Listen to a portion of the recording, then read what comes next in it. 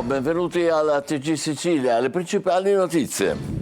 A Niscemi, crollata la croce per giorni simbolo di resilienza della città.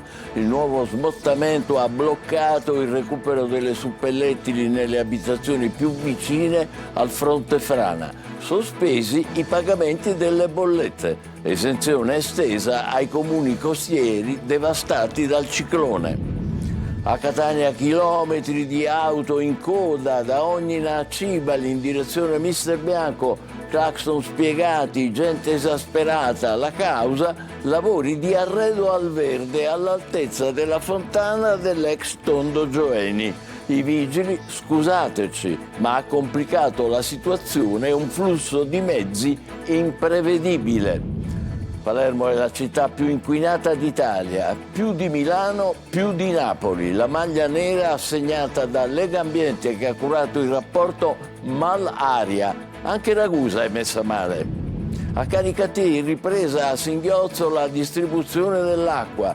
Dopo la protesta di ieri resta altissima l'esasperazione dei cittadini per una crisi idrica senza fine. Palermo, parla il commerciante pestato da una banda di undicenni. Potevano anche uccidermi, questa città fa paura. Lo psicologo, i ragazzini si scatenano in gruppo sentendosi protetti, da soli vivono insicuri e in balia dei social. Arte e tesori impressionisti, Monet e la Normandia è la nuova mostra della Fondazione Federico II al Palazzo Reale di Palermo. Calcio, il Palermo oggi in campo al Marassi tenta il colpaccio contro una Sampdoria in ripresa. Inzaghi valuta un mini turnover. Palumbo torna titolare, Janssen insidia una maglia dal primo minuto. Serie C, dopo la sosta forzata il Catania torna in campo. Alle 20:30 al Massimino i rossazzurri sfidano il Cerignola. Toscano cerca continuità e riscatto dopo il KO di Sorrento.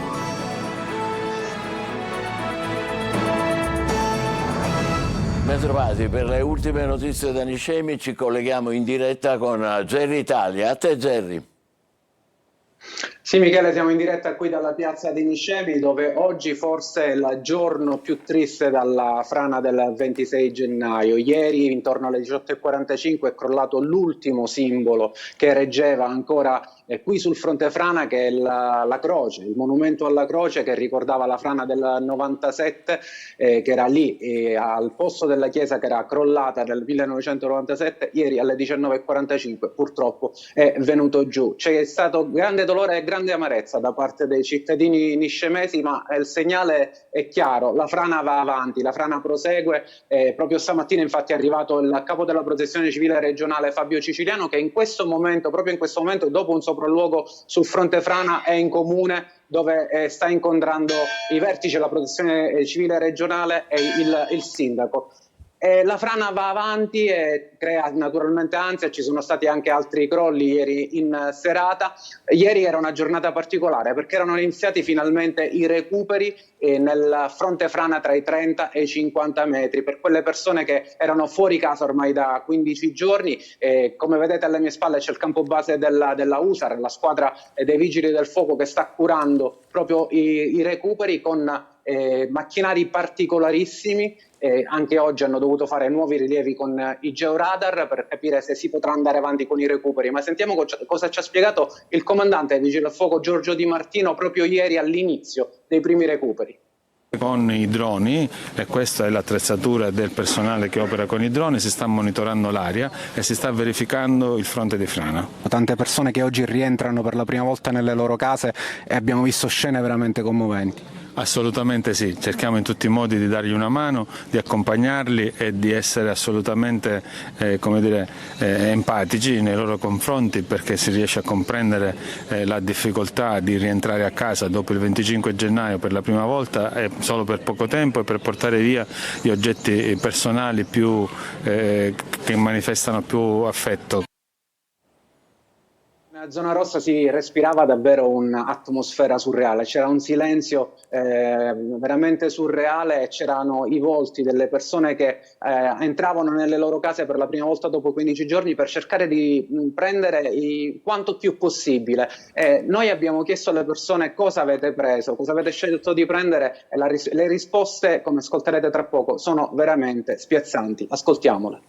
Indubbiamente le cose che ci serviranno per il prossimo futuro, da qui a 15 giorni a un mese, adesso non so quantificarle, e quelle pergamene delle lauree dei miei figli, che sono costate tanti sacrifici a loro e sono costate tanti sacrifici ai genitori. Foto, le videocassette, di tutto quello che è stato il mio passato. Le altre cose, l'abbigliamento, penso che mi sento meno legato a queste cose, ecco, al quotidiano.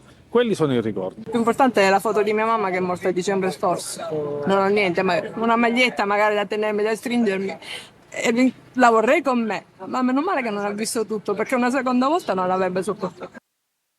Piccole cose, piccoli ricordi, foto, oggetti, lettere, una maglietta, come avete sentito, sono quelle cose di cui non si può fare a meno e che i cittadini niscemesi hanno cercato di recuperare. Purtroppo per oggi i recuperi sono bloccati, ovviamente dopo i crolli di ieri, ancora in questo momento i vigili del fuoco stanno facendo le geognostiche per capire se il fronte frana vada ancora avanti, se ci sia il rischio di nuovi crolli. Per il momento è tutto fermo, riprenderà non appena ci sarà il via libera dei vigili del fuoco.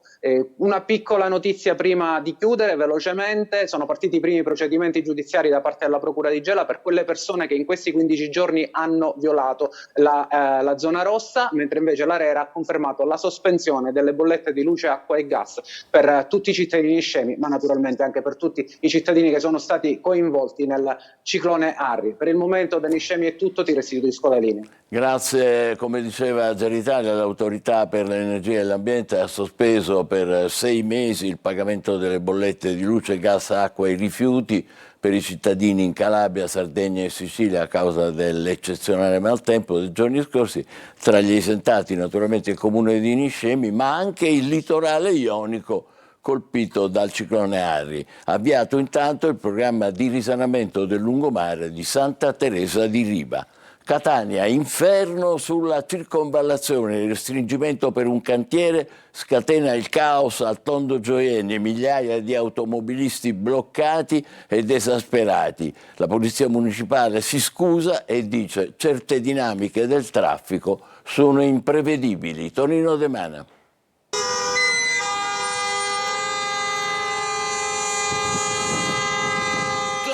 A tutto spiano, auto e mezzi a due ruote fermi, ambulanze bloccate, imprecazioni degli automobilisti al volante e sui social. Il caos è servito sulla circonvallazione di Catania per una mattinata da incubo, anzi infernale, per quanti hanno avuto la sventura di percorrere uno dei tratti più congestionati della Sicilia orientale. È all'altezza di Tondo Gioieni, dove sono in corso lavori di rigenerazione urbana, che il restringimento per la presenza di un cantiere scatena il putiferio. Il cantiere può aver creato un rallentamento iniziale che si è in un certo senso autoalimentato per il grande quantitativo di veicoli che sono arrivati questa mattina, sicuramente non previsto. In poco tempo, considerata l'ora di punta, si riversano e si bloccano migliaia di mezzi in direzione di marcia, ogni namister bianco. C'è chi scende anche dal taxi per proseguire a piedi. Sono partita dalla stazione centrale con il taxi alle 8 meno 10 e sono arrivata qua alle 9 meno 10, però mi ha fatto scendere là e sono arrivata a piedi. Oltre 2 ore per percorrere pochi chilometri a cascata si paralizza il viale Mediterraneo con code quasi fino al casello di San Gregorio e si intasano anche le cosiddette strade alternative, poche per la verità, colpa pure di un incidente senza feriti in via Nizzeti, non distante dalla circonvallazione. Automobilisti sull'orlo di una crisi di nervi. 2 ore che siamo bloccati da Cireale per arrivare qua, 2 ore. Complimenti allora al comune di Catania. Era meglio starsene a casa, arrivederci. Sul posto arriva direttamente il vicecomandante della Polizia Municipale Blasco che fa chiudere un torno indietro. Ha giocato anche il fatto sul rallentamento, il primo torno indietro in direzione a Cicastello che ha creato una specie di tappo. Oltre 2 ore d'attesa e cittadini inviperiti, cosa vi sentite di dire? Possiamo sentire dire, chiedere scusa a nome dell'amministrazione, però comunque ripeto, si tratta di un evento assolutamente imprevisto.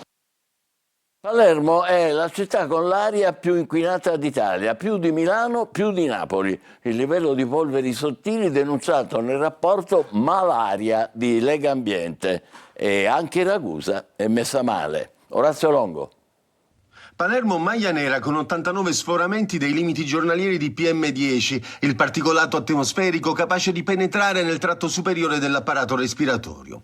Critica la situazione a Ragusa con 61 sforamenti. Sono i dati del rapporto Malaria di Città 2026 di Legambiente. Secondo l'associazione che ha analizzato i dati delle ARPA regionali, lo smog nelle città italiane diminuisce, ma non abbastanza da cambiare davvero rotta. Sono 13 i capoluoghi di provincia che nel 2025 hanno superato i limiti giornalieri di PM10 contro i 25 del 2024, ma in Sicilia la situazione non è rosea. Rispetto ai target del 2030, Palermo, Catania e Messina sono obbligate a ridurre le concentrazioni di biossido di azoto rispettivamente del 39, del 33 e del 26%.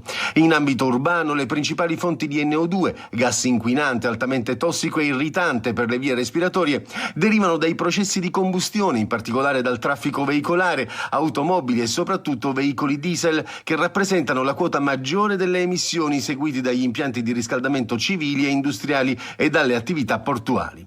Secondo i dati dell'Agenzia Europea per l'Ambiente, nel 2023 le morti premature attribuibili all'esposizione a biossido di azoto sono state 106 nell'area urbana di Palermo, 92 a Catania e 9 a Messina. Necessari interventi strutturali urgenti, dice Tommaso Castronovo, presidente di Legambiente Sicilia. Tra questi, quello di potenziare il trasporto pubblico locale e regionale di massa e estendere le ZTL. A Canicattì, ripresa a singhiozzo la distribuzione dell'acqua. Dopo la protesta di ieri resta altissima l'attenzione tra i cittadini per una crisi idrica senza fine. Davide Sardo. Riprende il servizio di trasporto idrico a Canicattì, ma l'emergenza non è ancora rientrata.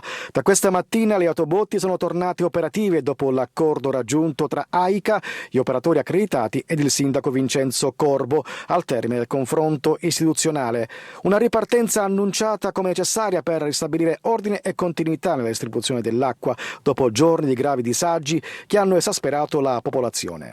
Sta assetando la provincia, Canicattì in particolare, quindi c'è da adottare sistemi, diciamo così, straordinari per cercare, questa è un'emergenza. Facciamo conto che domani mattina tutti i cittadini di Canicattì sono bravi e fanno tutti i contratti. L'acqua riescono a erogarla regolarmente a tutti i cittadini. Attenzione, dovremmo pretenderla corrente, cioè sempre. Ma dico, lasciamo perdere, ogni giorno? Ogni 3 giorni, ogni settimana no, turni di 20 giorni. AICA parla di un servizio organizzato rispetto delle regole del servizio idrico integrato e dell'interesse collettivo, mentre il Comune resta in stato di preallerta con il centro operativo attivo. Nonostante la ripresa del servizio, il clima resta teso. I cittadini chiedono garanzie concrete e una soluzione definitiva a una crisi che continua a creare disagi diffusi sul territorio di Canicattì. Palermo, ho avuto paura, potevano uccidermi. Parla il commerciante che è stato selvaggiamente aggredito da una banda di ragazzini. Sono preoccupato, dice, per il futuro di questa città. Marco Gullà. Se tu vedi 11 bambini, per me 11 bambini, non vai a pensare che possano essere 11 delinquenti. Lui è Luciano, un commerciante palermitano. Gestisce questo museo dei vecchi ricordi e domenica sera stava serenamente passeggiando con la moglie nei pressi del Tribunale di Palermo. All'improvviso è stato aggredito selvaggiamente da 11 ragazzini, o meglio bambini, perché come lui racconta, avevano tutti tra i 9 e 11 anni. Uno di loro, proprio con efferata violenza, proprio a quel punto non era più un bambino di 11 anni, proprio si è girato, si è caricato di energia per sferrarmi un pugno dritto proprio allo stomaco e a farmi male, proprio male.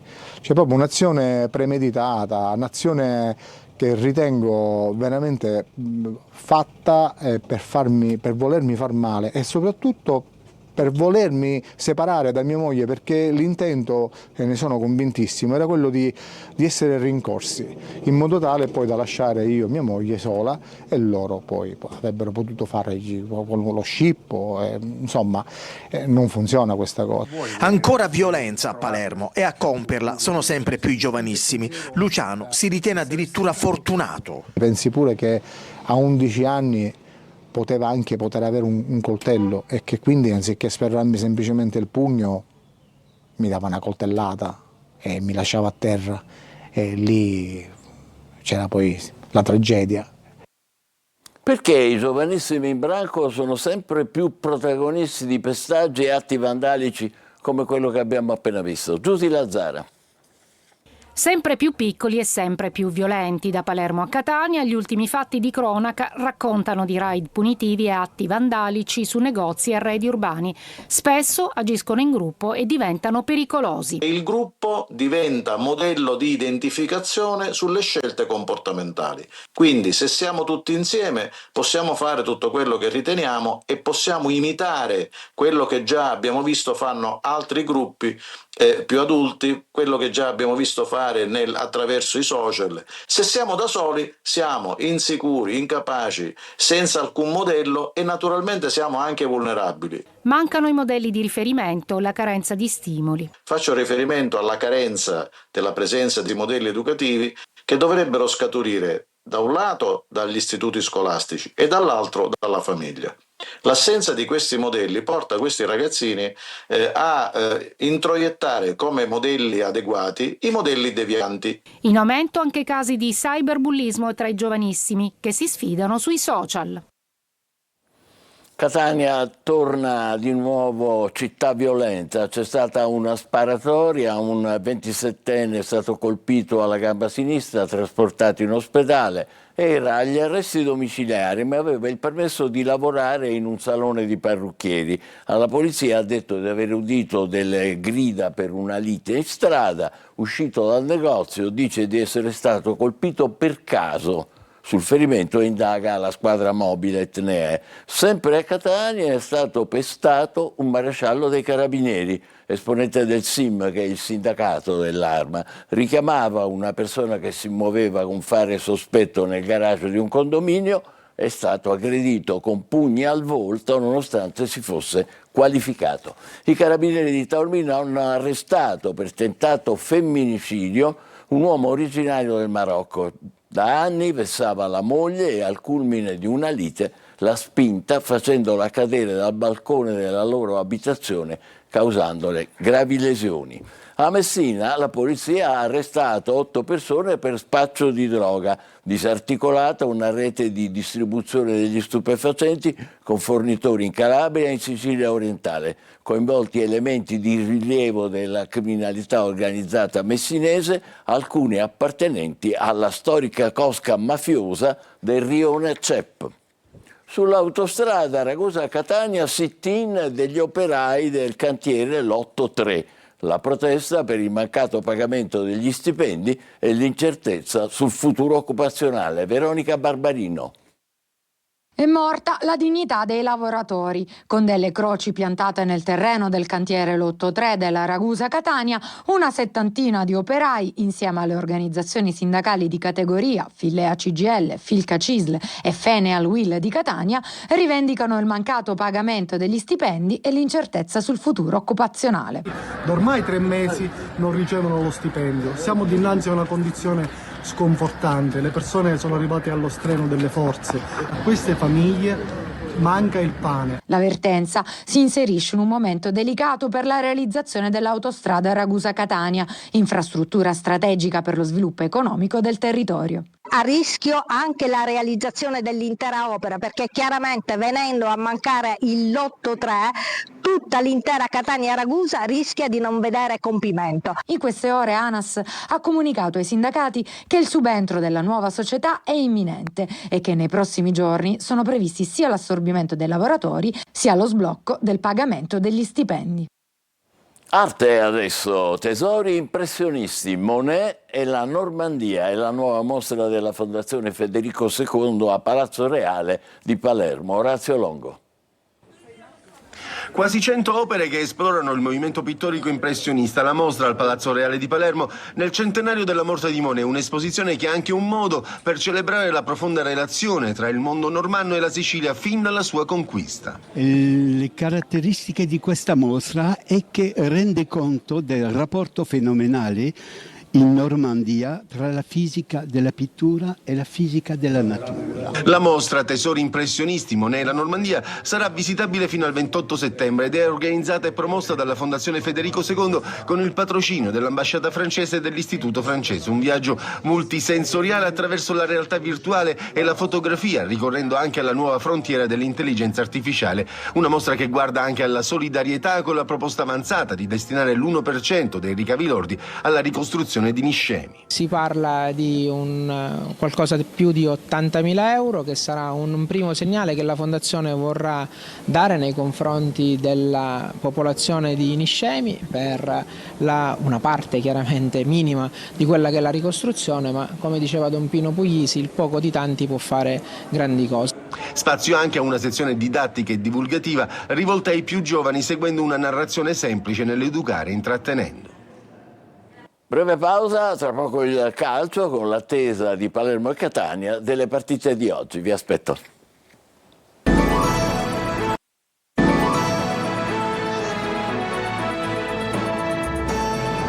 Calcio, oggi alle 19 c'è Sampdoria-Palermo a Marazzi, rosanero a caccia della terza vittoria consecutiva, ipotesi turnover per Inzaghi. Marco Bullà.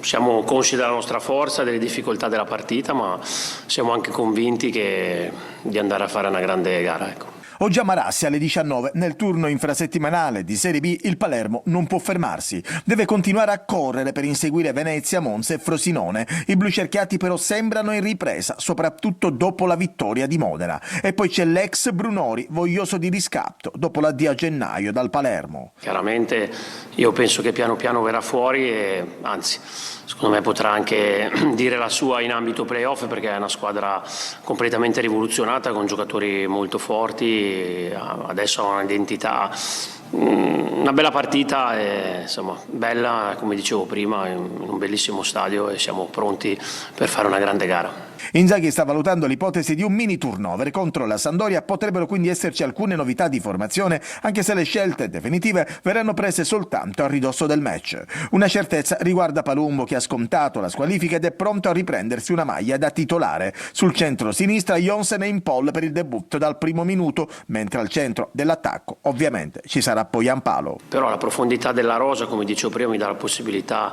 di essere molto sereno da questo punto di vista e poi cercheremo di fare una grande gara, perché in Serie B per vincere ci vogliono grandi partite. Sempre oggi alle 20:30 Catania in campo per il turno infrasettimanale del campionato di Serie C. Al Massimino arriva il Cerignola, Francesco Triolo. Il Catania torna in campo dopo la sosta forzata dal rinvio del derby con il Trapani. Alle 20:30 i rossazzurri affrontano il Cerignola al Massimino nel turno infrasettimanale del campionato di Serie C. Avversaria insidiosa, la squadra pugliese che ha appena battuto la Salernitana, ma Mimmo Toscano nel presentare il match non ha nascosto la fiducia e l'ottimismo. Sarà una gara difficile, però sono convinto che i ragazzi faranno una grande prestazione, perché in questo momento ci vuole fiducia, ci vuole che ci si creda ancora con più forza, che si abbia l'equilibrio giusto, che a me sta bilanciare lo spogliatoio dal punto di vista emotivo. Vuole continuità, Toscano vuole cancellare la sconfitta col Sorrento, il tecnico ritrova Casasola che ha scontato la squalifica e riprenderà il suo posto a destra, non c'è Miceli fermato dal giudice sportivo, dietro gioca Carnelutti come centrale difensivo, Pieraccini come braccetto di destra, assente di Tacchio in mediana Corbari e Quaini, in avanti Jimenez e d'ausilio di supporto a Forte, ma al di là degli uomini Toscano avverte. Ci vorrà una partita con un approccio giusto, con l'atteggiamento giusto e capire che i momenti più pericolosi saranno quando ci abbiamo la palla noi. Intanto è stato depositato il saldo del pagamento alla curatela fallimentare per l'acquisizione di Torre del Grifo. Restano solo gli ultimi passaggi formali per mettere letteralmente le chiavi del centro sportivo in mano al club rossazzurro. In chiusura un aggiornamento di attualità da Catania, dalle 12:30 è ritornata transitabile anche via Caronda, ripulita dalla sera della processione di Sant'Agata. Adesso tutte le strade della città adesso sono aperte. Ci fermiamo qui, grazie per l'attenzione, appuntamento alle 20, buon pomeriggio.